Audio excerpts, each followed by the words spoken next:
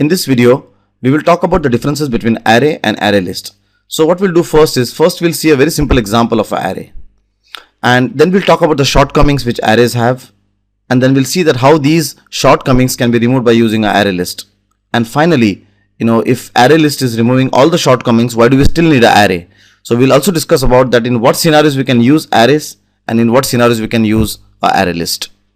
So here's a very simple example, which will help us demonstrate arrays in a much better manner. So what I've done in this example is I've created a very simple user interface. In this user interface, I have a button, a text box, and a list box. So whatever I type in this text box will get added to an array when I click on this button. So the user who is going to use the screen, whenever he types something in this text box and hits this button, it will get added to the array collection. And whatever is added to the array collection will be finally displayed on this list box. So first let's go to the behind code.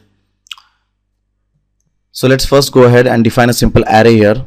So I'll just say string square bracket start square bracket end. Str is equal to new string, and the size of this array is, for now we'll say 10.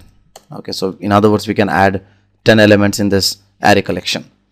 Now from this syntax, there are two important points to be noted. The first one is that we have specified a fixed size for the array here.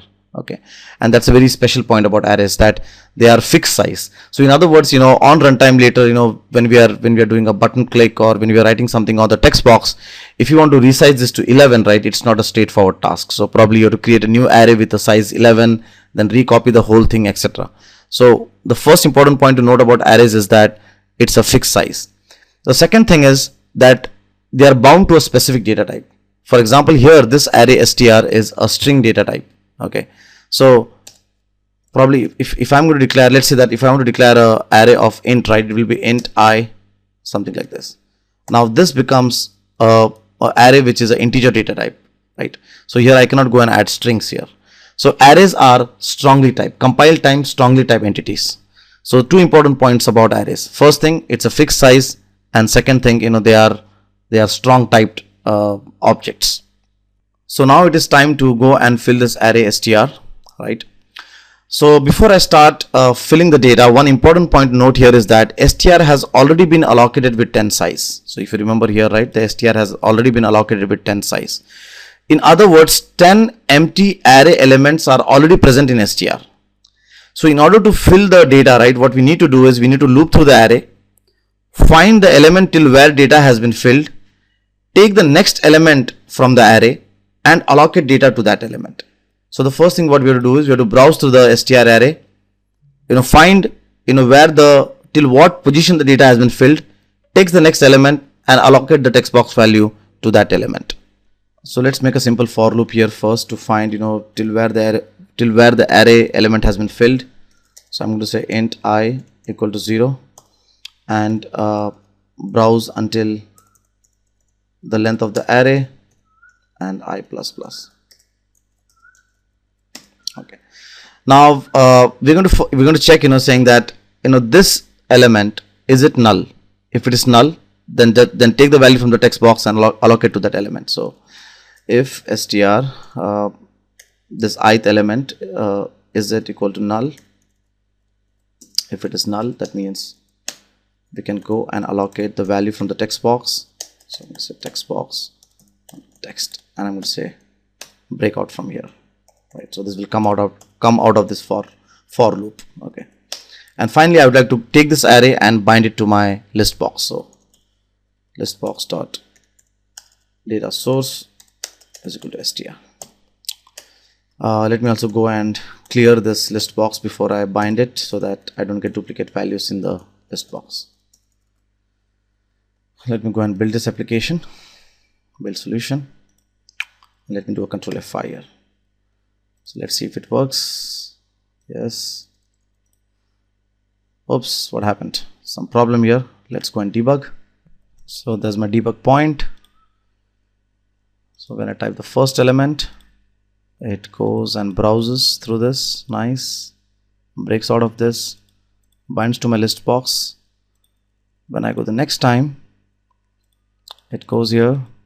Now the first element has been filled, so it will take the second element, that is 1, goes and fills the value, breaks, and that's the error. Oh, okay, right, it's not an error regarding arrays but more of the list box. So what it's saying is that basically this data source has already been bound, it's been binded here, so we cannot really clear the items. So what I'm going to do is I'm going to say listbox1 dot data source is equal to null. Right, now let's see if it works. So control F5 again.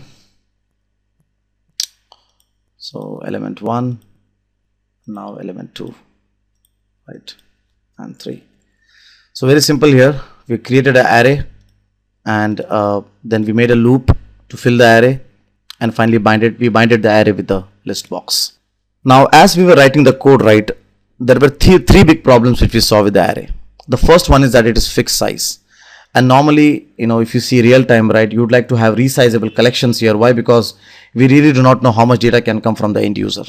Second, arrays are strong type. For example, if you define an array with integer, right, you can't go and add a string over there. And there are many scenarios where you would like to create a collection where you can go and add strings, you can go and add integers, you can go and add your own custom objects like supplier and customer, right? And the third big problem is the cryptic code here. To just add a simple element to the array, I need to do a for loop, find till which record the data has been filled, and then assign the data. So again, a lot of coding over there. And that's where ArrayList comes into picture. ArrayList removes all these three problems which I discussed here. So basically it helps you to create a resizable collection. It helps you to create a very generic collection where you can go and add any kind of data type you wish, and it provides very simple interfaces like add, remove, by which you can easily add and remove elements from an array, from array collection. So let's see that. So let's see a simple example of ArrayList so that we can understand that how these three problems are removed in ArrayList. So let's take the same interface which we have taken for arrays. So let's go to the behind code. Now in order to use ArrayList, right, the first thing you have to go and import system.collections. That's the first thing. And then we can then go ahead and create the object of the ArrayList class. So I'll say ArrayList obj array is equal to new ArrayList. And then if you want to add new elements to this obj array list, obj array ArrayList, so you have to say obj array dot add textbox1 dot text. And then finally you would like to go and bind this ArrayList to the list box. So listbox1 dot data source is equal to obj array. So you can see that how simple the interface is now. So the first thing is the constraint of constraint on the number of size, right? The fixed size is now removed here. You can just do add, and it will just keep on expanding by itself. Second is, the interface has been simplified here. And third is, if you see this dot add method, I can go and add any kind of objects what I wish here, right? So I can add an integer, I can add, a text, I can add a object like customer object or supplier object, because the add method is very generic, right? So if I do a control F5 here, so there's my application running, and there's my ArrayList in action. So we saw that how easy it is to use ArrayList. It's resizable. It has very simplified functions like add, remove.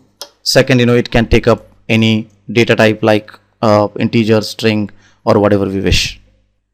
So now that we have seen a simple sample of array, we have seen a simple sample of ArrayList, we saw that what problems we faced in array and how it is removed by ArrayList.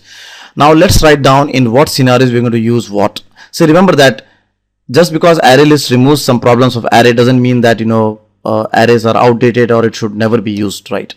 So let's talk about in what kind of scenarios we'll use arrays and in what kind of scenarios we'll use ArrayList. If you think that your collection is of fixed length and strong type, use arrays. And if you want resizable collection, right, and you'd like to have more generic data type to be accommodated, so use ArrayList. Because remember that because of this fixed length and strong type, right, what happens is arrays are much faster than ArrayList. So if you think that your length is fixed of the collection and it is more strong typed, then go ahead with arrays. Why? Because it will be much faster than ArrayList. Because in ArrayList, because it accommodates objects, right? So what happens is there will be a lot of boxing, unboxing happening, or a lot of casting, uncasting happening, and because of that, array lists are slower as compared to arrays. So if it is fixed type, fixed length, strong type, use arrays. If you want resizable collection and you want to accommodate more generic data type, use array list. So I hope that this tutorial was useful. Now in the next tutorial, what we'll do is we'll see that we'll actually do a very small POC. POC means proof of concept, to see that how arrays are faster than array lists. So what we'll do is we'll create a simple form there. We'll write some stopwatch functions over there, and we'll see that how actually arrays are faster than array list. Thank you very much.